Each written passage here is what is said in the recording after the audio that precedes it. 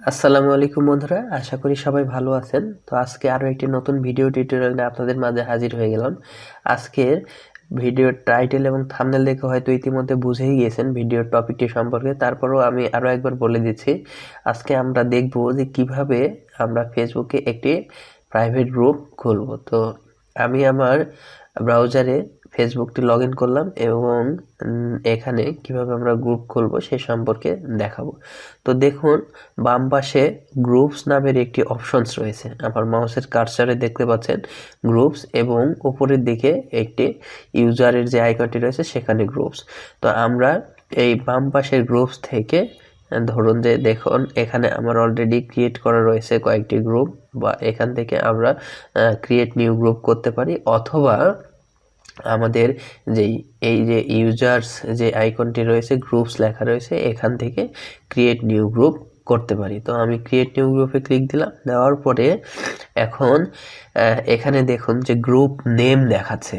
তো আমি এখানে আমার tech info AI article writers এরকম একটি টাইটেল দিলাম, এবং এটি পাবলিক হবে না প্রাইভেট হবে সেটা আমি সিলেক্ট করে দিলাম। আমার যেহেতু প্রাইভেট সেহেতু আমি প্রাইভেট সিলেক্ট করলাম, এবং এখানে আপনি কিন্তু আপনার বন্ধুদের ইনভাইট করতে পারবেন, যদিও এটি অপশনাল, এটি দিলেও হবে না দিলেও হবে।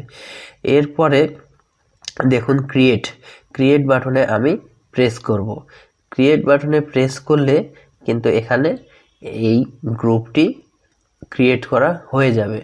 তো দেখুন, ক্রিয়েট করার পরে এখানে বাটনটা কালার অন্যরকম হয়ে গেল এবং একটু টাইম নিয়ে দেখুন যে এখানে ব্ল্যাঙ্ক দেখাচ্ছে। তো আপনারা যেটি করবেন, এই ধরনের যদি প্রবলেমে পড়েন তাহলে আপনারা আপনাদের সেই ব্রাউজার থেকে একবার রিলোড দিয়ে নেবেন।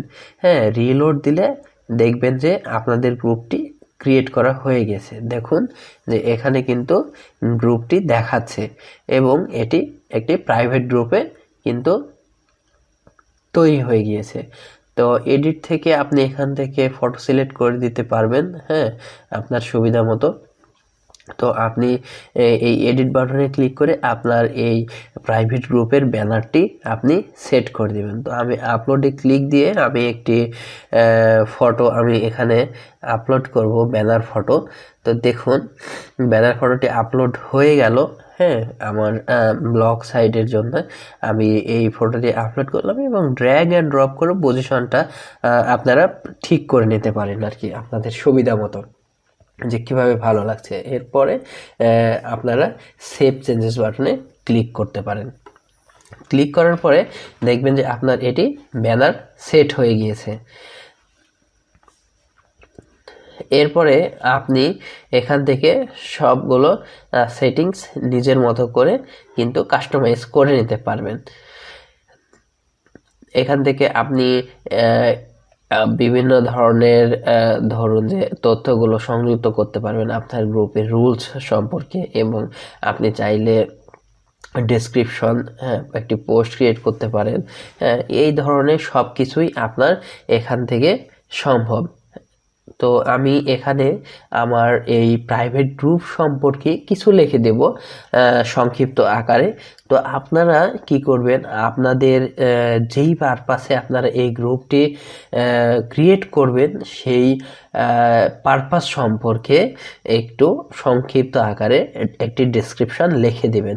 তাহলে হবে কি, আপনার এই গ্রুপ সম্পর্কে মানুষ জানতে পারবে আসলে এই গ্রুপটি কি উদ্দেশ্য খোলা হয়েছে আর কি। হ্যাঁ, তো তাই এই ডেসক্রিপশনটি অনেক গুরুত্বপূর্ণ একটি অর্থ বহন করে, তাই অবশ্যই আপনারা ডেসক্রিপশন অ্যাড করে নেবেন। সেভ বাটনে ক্লিক করার পরে দেখুন আমার অ্যাবাউট অপশনটি অ্যাড হয়ে গেছে। এরপরে আপনি আপনার এখান থেকে প্রত্যেকটি অপশন দেখে আপনার সেটিংসগুলো ঠিক করে নেবেন। তো ধন্যবাদ এতক্ষণ কষ্ট করে এই ভিডিওটি দেখার জন্য। আপনি যদি এখন আমাদের এই চ্যানেলটি সাবস্ক্রাইব করে না থাকেন তাহলে ওই লাল বাটনটি প্রেস করে নোটিফিকেশন বেল আইকনটি বাজিয়ে দিন, তাহলে এই চ্যানেলের ভিডিও আপলোডের সাথে সাথে আপনি পেয়ে যাবেন সেই আপডেট নোটিফিকেশনগুলো। ধন্যবাদ।